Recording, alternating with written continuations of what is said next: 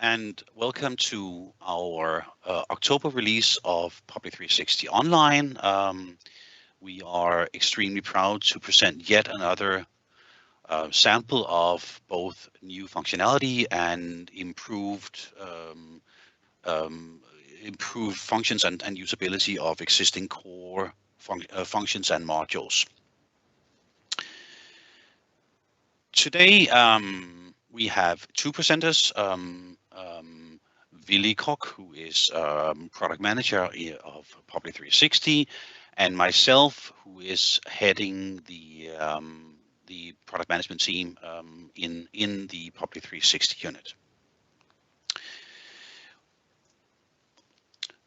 As always in these release events, what we present today is the highlight of the new and improved functionality.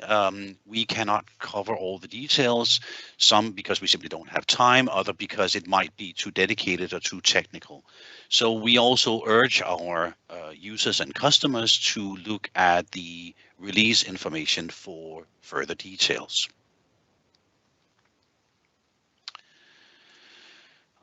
Before we move on, I will also say that please remember to use the questions and answers tabs in your teams. We will try to answer as many questions as we can during the event, and we will also, time permitting, have a Q&A follow-up at the end of this presentation. So just revisiting our entire 360 Public 360 value and our foundation for our product strategy is based on 5 pillars. First one is proactive decision support. The aim here is to support our customers to help them navigate key areas with ease and confidence. Automation and transparency, obviously a very big theme, and especially in this day and age. And we are constantly trying to improve our modules and our functionality to provide more automation, alleviating of manual tasks, and in general, routing the case handler to where they actually can create value. Intuitive design. Any system is only as good as it's understandable and user friendly. So having an intuitive and logical user experience across all touch points and all devices is of course important to us.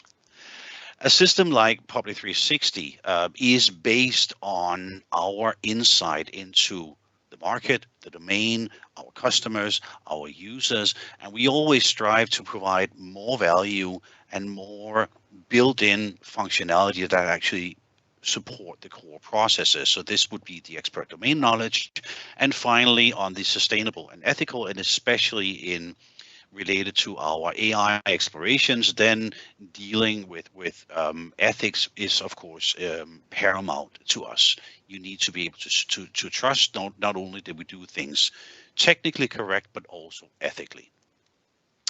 If we try to map this to today's presentation, then on the proactive decision support, we have a new functionality that allows you to set case and document responsible when case is closed. So even though this sounds relatively simple, this is of course about ensuring a logical process flow.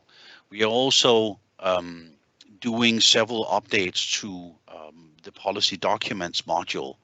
The policy documents module is an increased focus also linked to a couple of the new AI initiatives that we have ongoing work on as we speak.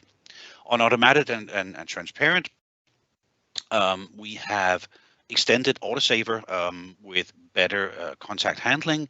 We are announcing a pilot for both Fix Archive, which is a Norwegian integration standard, and the new Outlook, Microsoft new Outlook. and Willy Koch will talk a lot more about these items later. On intuitive design, we are doing changes on archive format validator, as well as a really big change in how the unregistered document appears, and we will see a demo of this later. On expert domain knowledge, we have gotten a lot of feedback on the access control, and we've seen best practices. We will take this, we will take you through this and what we have done. And then on the sustainable and ethical pillar, we are both announcing a lot of new functionality on eArchive and in general, sort of the flexible archive core of the system, as well as a new integration for the WebCruiter API. Without further ado, we will then dive into some of the details. Starting out with policy documents. Policy documents is a module that deals with the ability to store and distribute policies and instructions both internally and externally in the organization. We have done a few changes that allows you to automatically calculate the next revision date. This has been requested by many customers that when a policy document is approved, then a new revision date is set automatically. And it takes into consideration whether the revision period is set to quarterly, semi-annual, or annual. So as you can see in this example, if a revision period is set to annual and the document is approved on 29th of October, then the system will automatically send the next revision date 1 year later. And of course, this is about ensuring that you're not missing manual steps to keep this flowing.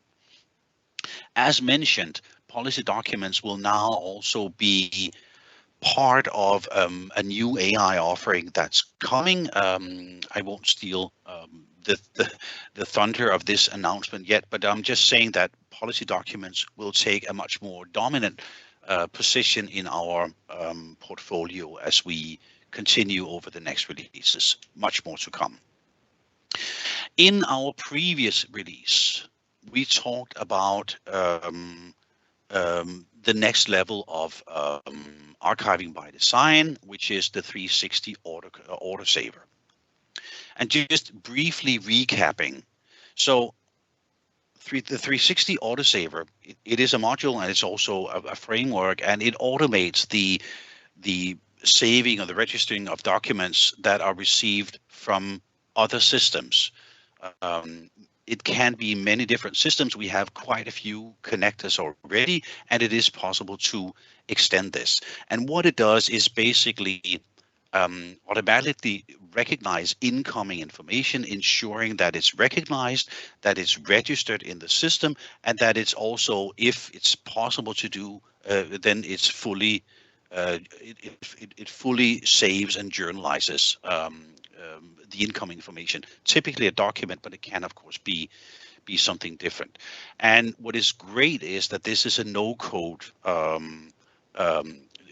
approach, so you can configure your own archiving processes without programming. A few examples of the autosaver configuration. So this could be the Vigo process. It could be Kobo. It can also be things like the emails. So manually being able to send to store incoming emails automatically through the interface. So it basically autosaver consists of two different steps. The step one is recognizing the incoming information, collecting all the information, structuring the input, and placing this in the unregistered document. Then this is where the autosaver process extension kicks in. It recognizes this material, and then it runs an internal process that applies rules and makes the information stored, journalized, and distributed to the correct units and people internally in your organization. There is a huge potential here for efficiency gains and for improvements of the archiving process. So I strongly recommend that you have a deeper look at Autosaver and all the information that we have already shared about this. As mentioned, we announced this in the last release, and we have gotten feedback from customers, and specifically we are now making some changes in how we are dealing with contact handling. So basically, this is about if we get information in where we don't recognize the contact, then you can now set up rules that allows you to either connect as unregistered document, create a new and use while archiving, or report an error. Because not all customers want to float the system with unregistered contacts. So again, this entire concept of Autosaver is something that will be constantly evolving, and that consists of these different components that all leads up to either a semi or a fully automated archiving process and archiving logic.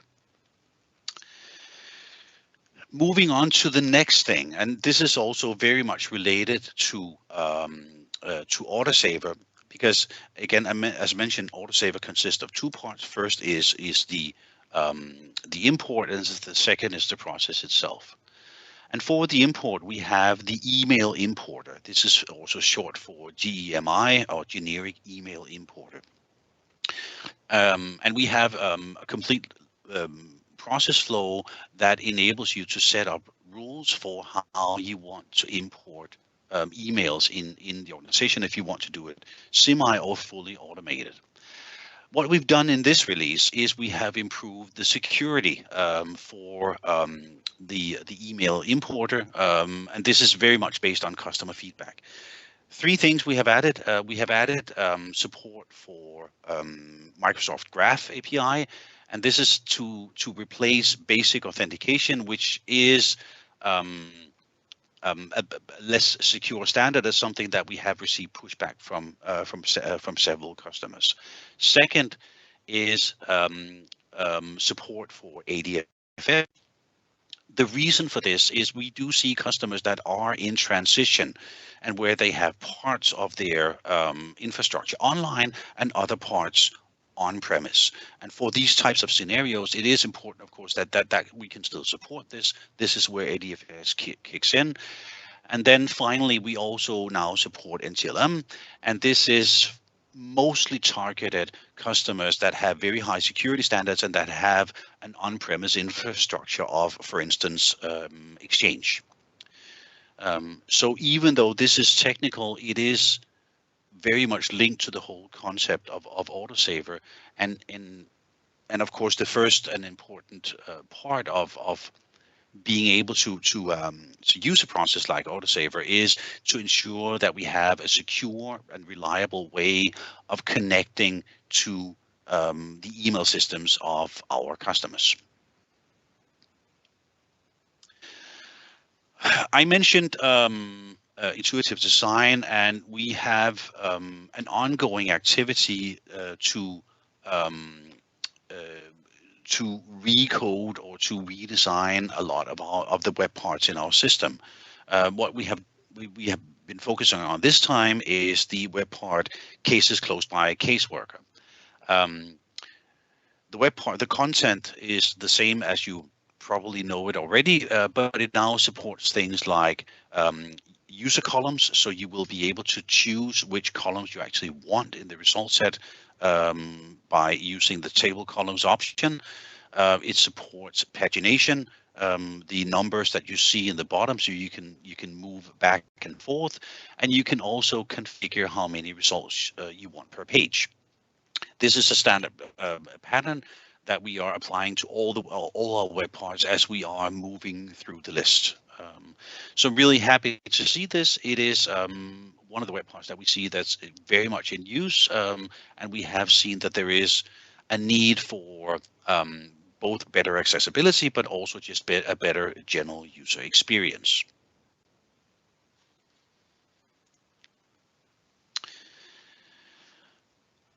I mentioned the best practices of access control. This is an area where my esteemed colleague Willy Koch has been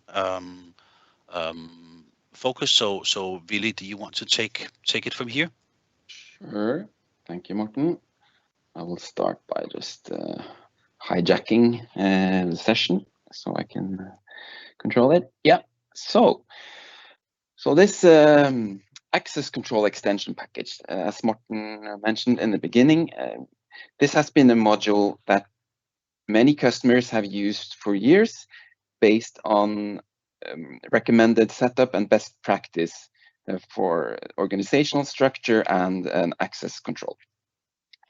And when we have 50 plus customers using a custom package, it's definitely something that we need to move into the product, which we have now done. So now this package of extended functionality to the enterprise rules and access control tokens, they are now part of all 360 sub-setups, which means it's easier for consultants and customers to use it without extra configuration and setup. And then because we do want customers to use the best practice setup and make it available to as many customers as possible. So this is typically configured by consultants in collaboration with the customers. So if this is something that is could be useful, please reach out to your customer contacts or create a request through the Tieto service channel. All right, I will then go ahead. Let's see. I can't. Trying to click here, but I'm not able to. Can you go to next slide? So another module that we have had for a long time and is working as a slow and steady, that is the archive format validator. This module goes through all existing PDFs coming mainly from external sources and are checking them if they comply with the PDF-A standard and conformity. And we know that this is used a lot by customers who are doing also final handoff to National Archives, for instance, where all files, at least in Norway and Sweden and Finland, needs to be in this PDF-A format. And some customers have lots of files, and now with this extension, you can now easily see the number of files that are outstanding to be checked, because each file needs to be processed and checked going through this conversion engine that we have. So now this is now possible to see directly in the web administrator tool. And then if the customer notices or the consultant see that this is an ever increasing number, there are measures we can do in the cloud online setup to go through more files per day or per week. So really useful, a small but really useful feature. Next slide. eArchive 360 is the archive core solution in the 360 family. And as we have had on our overall strategy for this for a long time, it is to support eArchive as a flexible archive core, which means that we have a lot of data systems that does not adhere to the traditional case document file structure, which we typically see in a case management system. But we have other systems where maybe a project is the top data structure, or you don't even have a case number at all. So that means with this extension, it's now possible, as it is in Public 360 and Plan and Build, to create custom fields on the different data types inside eArchive. And by doing this in this way, it then allows custom migrations, especially using SIF, where you can then connect these fields to make them appear really easy and useful for the end users. So if you go to the next slide. So here, this is just an example of how it's done. It's a case where we created just a new field called core BLID. And then when you have migrated data with SIF, you can then see this custom field directly under the details on the case. And we can also configure eArchive. So this is searchable in the global search and the advanced search. So really useful, and hopefully will that means that eArchive can be used to collect data from other legacy systems and make them readily available in a modern archive solution. Next slide. There's also been another extension or improvement, I would say here, because you can in eArchive you can create saved searches, and this has now been improved because we had some missing views to be able to also edit those. So now they are generally available for administrators and registrar if you're creating global searches. And we also have this option department, which was unfortunately a left something that was left from the Public 360 solution, which did not really make sense to have in eArchive. So that was removed, but at least now we can create and work with global favorites as you do in Public 360. Next slide. And then going over to a new module that we have released. This 360 integration with WebCruiter. It's a module currently for the Norwegian market and Plan and Build and Public 360, where it will allow you to automatically archive job applications that are coming from these job application sites, and then automatically archiving them in Public 360. We have had this import for a long time, ever since version 4, but then it was configured with at the time an integration that moved these files in through a more complex setup with FTP servers and transfer. So you needed a standalone server, and there was a lot more complexity in this setup.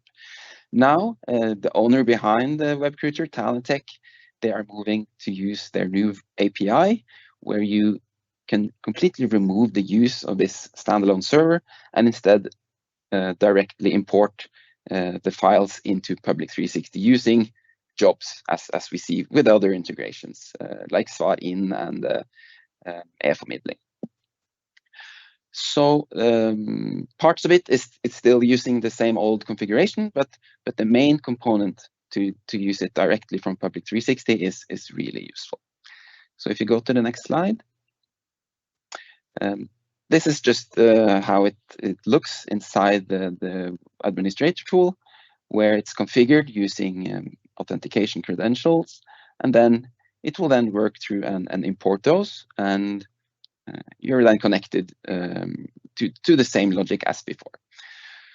So the main point here is also that new customers now that want this integration will now be offered this new module, but existing customers that have had this for years will still be able to use that goes under third-party integration, and that is until Talentech, who owns WebCruiter, decides that they will only support the new version, but that we haven't heard about that, and obviously we will report that as soon as we know. So a really nice feature, and it has been in pilot testing before summer. So it's working and is currently in production by several customers. Next slide. And now over to another very much used web part in Public 360 and Plan and Build. That is this unregistered documents web part. It has gotten a large lift also on the previous version 6, but now we have even done more. So now it's coming into the lovable state, because right now, and this is quite new into Public 360, it now supports uploading really large files, and that means files that are over 2 GB in size. Because we have this new upload controller where it's technically uploading the files in smaller pieces, so it doesn't hit the traditional max limits. So really great extension here. And we also have improved user interface where it shows the file icon. We have improved filters to make that more user-friendly. And this is also then coming on based on user feedback that as a lot of the files that are coming in through unregistered documents are PDFs, we support this existing setting to use the PDF JS viewer to instantly preview these PDFs, because we know a lot of the flow goes to opening each file, looking at what it contains. Maybe you're looking for some ID, and then you can continue the registration process. So, and finally, we have a new option to also easily download all files that are coming in through this web part, because we know that many customers use 360 for saving files that are coming in and archiving them in other systems outside 360. So we have made that much easier than it used to be. So then I'll show now a demo of this. It's a pre-recorded demo, so if the sound is a bit low, you might just need to increase your volume a bit. But yeah, so let's try. And if you click, so here you'll see the new and updated web part for unregistered documents. And the first thing you'll notice is that it now shows the file icon if it contains only one file in the incoming document. So for here, this one only contains a PDF. And if you now click this, it will then instantly show this PDF with the built-in PDF viewer if that setting is enabled in the administrator tool. And this is a really quick way of quickly getting an overview over what the document is about. And as we know, many of the files that are coming in through unregistered documents is in fact PDF. So it will cover a lot of the files, and a really quick way of showing these. And the other new option was to download these files in a quick way. So if we use this to download a single file, it will then try to open that file directly in the browser. As this is a PDF, it will then open it also directly. And if you want, you can then save it from here and work on it locally. And if you do the same and the incoming document contains more than one file, it will then put them into a zip file, and then you can open that. So I'll go ahead and click download all files, and then you will see it downloads a zip file, and I click to open that, and then you will see that it contains the two Word documents that was in that unregistered document. So, really quick way of downloading files that are coming in. And then over to the filters. So let's say we only want to show the files that came in the last 24 hours. I will go ahead and click create the date and last 24 hours, and then apply. So here, okay, you will see there were no documents that fit that criteria. So then I will go ahead and upload one to show the new upload controller. So here I have a file 15 megabytes, and I will then go ahead and drag that over to this one. And then it's being uploaded in pieces. So this supports really large files. That means over 2 gigabytes in size. Once finished, I will go ahead and just click save. And then you have a new entry in the list based on this criteria. But then let's say we want to do some more bulk editing on these to help with registration. So I'll start then by clearing the filters. to see all documents again. And then let's say I only want to see those that are coming in from the manual upload.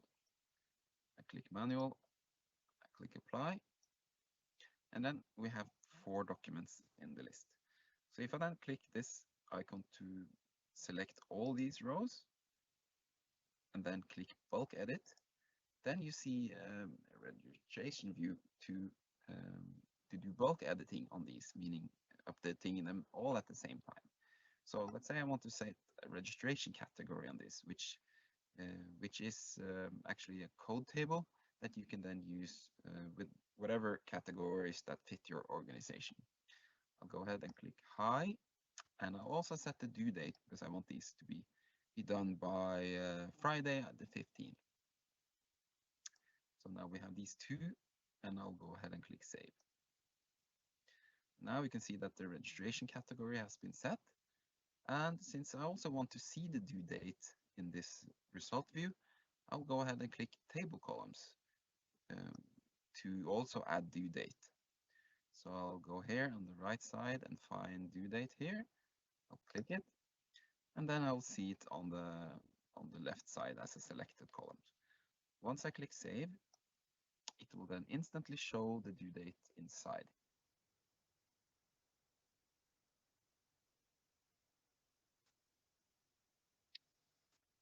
All right, that was a walkthrough over some of this functionality. So hopefully this will open up for a lot of good use and data capture.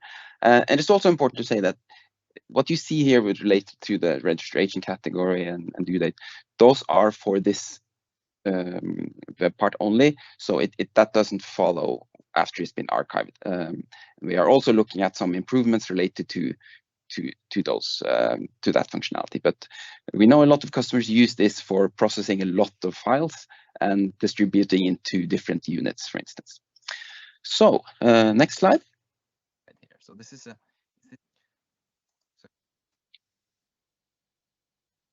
right. So here we are then over on what we're currently working on. So if you could go to the next one. A pilot that has been released and been quite well tested already is this new third-party integration using the new FixArkiv standard. That is a Norwegian integration standard that is replacing a very well-used existing GeoIntegrasjon, GI for short, which is implemented by all case management systems and a lot of vendors in the Norwegian market, because which is unique to the Norwegian market to have a common standard to easily be able to use one integration setup towards many different vendors. This new FixArkiv, also known as version 2 of the GI standard, has a lot of improvements and more extensive usage related to the first version, and where it primarily is this machine-to-machine message portal with the configuration. We have tested against different vendors, and we have some more on the way, but this is something that is ready to be tested. So please reach out to your customer contacts if you have some vendor who is interested in testing this, because it's definitely the future of of the shared integration market for Norway. So next slide, please. And then we have also another pilot which we know there is a lot of interest for, and that is the support for archiving into 360 from the new Outlook client. And with this October release, we have now a function to archive emails in the same way as we do from the classic Outlook, where we drag an email from the inbox and it's processed and metadata is extracted and files are extracted and so on, and then it's archived. This module is a web based application. It's actually a hybrid application similar to Teams, with a very completely new infrastructure setup. So it's part of the module 360 integration with MS Office apps, which some customers are already using to be able to use the browser-based versions of the MS Office. The architecture is a React microservice, which means it's centrally run by us in our cloud infrastructure, which means you don't need to do any local client installations when we release new functionality.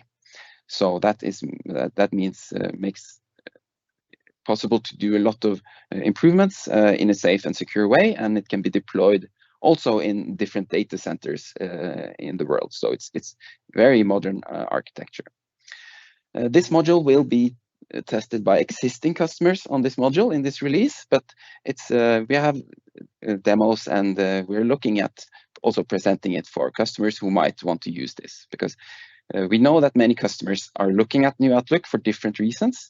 But then it's important to say that Microsoft has no plans of doing anything drastic with the classic Outlook until at least 2029. So that's been officially communicated by Microsoft, because as we know, there are a lot of integrations and entire businesses that use this classic Outlook and the plugin architecture there. So yeah, so that's at least important to mention.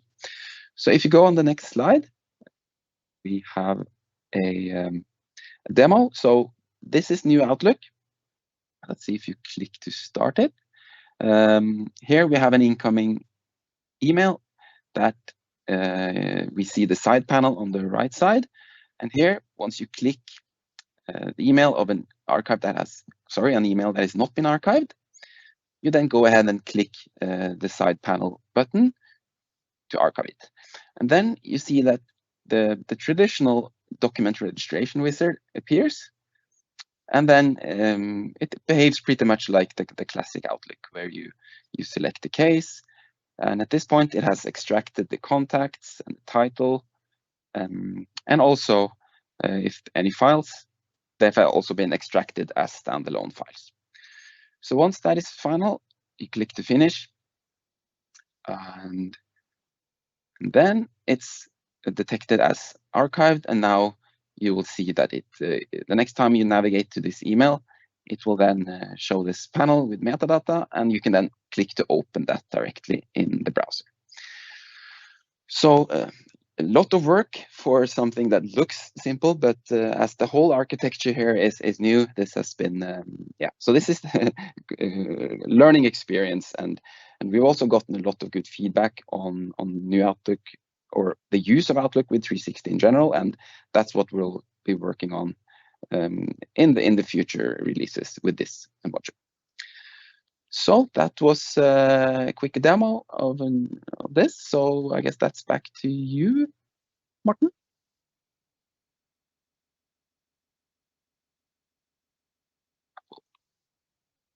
And I just need to unmute my mic.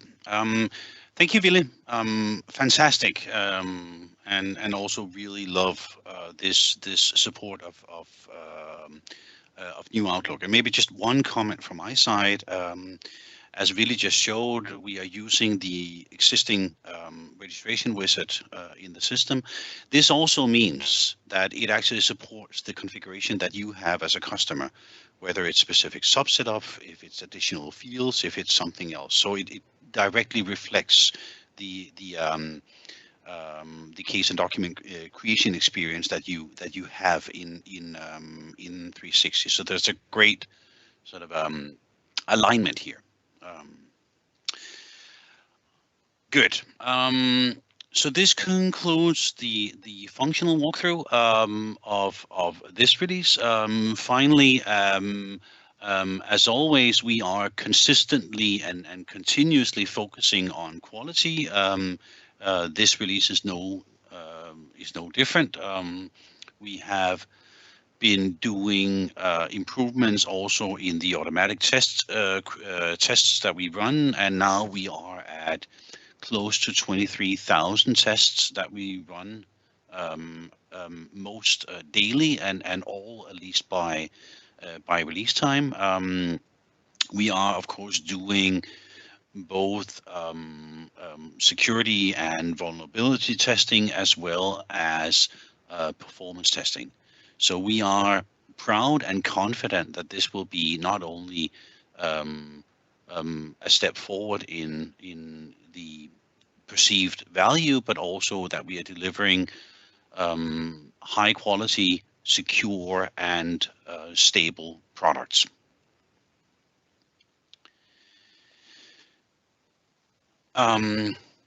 Yes, so thank you so much, and especially to Villy, of course, who have participated greatly in this. We do have time left, so Per Christian, if there are questions that we haven't been able to answer already, is there something that we need to follow up now? Yeah, we have 2 questions that might follow up. The first one is to, I see 3 more coming in. I'll look into it. First question to you, Morten. Autosaver. How is the Autosaver set up to handle encrypted emails and other emails that require special certificates? Okay. That's something you can answer right now. Parts of it. I will need to verify a few details with our tech lead. But first off, Autosaver has a lot of specific connections that retrieves data from various channels. And over this, if this is, for instance, for digital post, then we have authentication mechanisms as part of this. But in general, as Autosaver is processing data on the inside, then the assumption is that at this point, the email has been decrypted if it's actually encrypted. So this depends also on your server setup. Sometimes this actually happens on your email server as mails is coming in. But otherwise, you will need to encrypt it, because we can't, of course, apply personal certificates when processing this. But as mentioned, we can also reach out, or I will reach out to our tech staff and provide a more detailed explanation. Thanks, Morten. Then we have one question for, or a couple of questions for Villy. Regarding the unregistered documents web part. Do we need to turn on something to get this option to download all files? No, that's on by default. So once your 360 online installation is upgraded, it will be instantly visible. And yeah, so that's good. It's on by default. Perfect. So a few questions regarding the new Outlook solution. 2 questions related to 5.18. Will it be possible to work in the new Outlook with version 5.18 on premise? As of now, we have not. We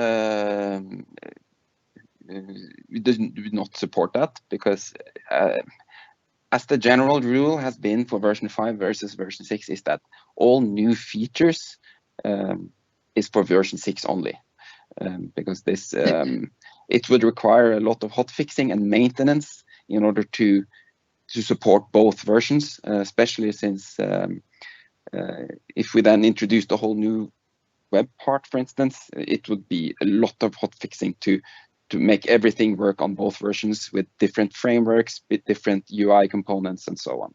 So it is not planned as of now to support version 5. Okay. Thanks, Villy. One more question regarding Outlook. Is it possible to drag multiple emails at the same time to the new side panel?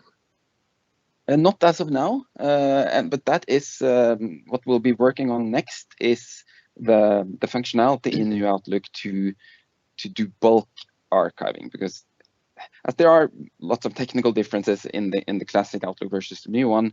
One is to, as a third-party vendor, when you select multiple emails and then getting different options on what you can do with those in that context when you have multiple emails selected. So that is something, as we know, that is possible in the classic side panel, but definitely something we will look into on the roadmap on how complex and looking at the need to support also that.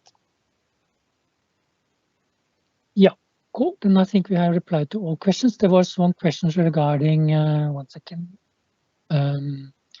fixed archive documentation. And you replied already, Morten, that it will be where it will be available. Yeah, in the release note. It will also just add-on comment. It will also be available in from 360 administrator help file. Yes. Once it's generally available, but we have gotten a lot of good piloting, and we have some, yeah, as I said, so it should be in the next release. We will make it generally available, is the plan at least. And final questions. We have still time, I guess. Yeah. Also from Morten. Where can we find more information about the technical changes in the general email importer? Yeah, so this should be part of the release notes. But if we want to go, usually if we want to go very deep, then it's a separate documentation. So I will need to revert with sort of last details on this. But in general, information about the changes on these authentication mechanisms is part of the release notes of the October release. Yeah, and it's also documented in admin, this one as well. Yes. Help. I think that's record all the questions. Right, good. But then I suppose it will just left to say have a fantastic day, and on behalf, of course, of a very large and very proud product team, we're happy to have done this presentation, and we are looking forward to releasing yet more new and improved functionality in upcoming events. Thank you so much. Have a fantastic day. Thanks. Have a good day.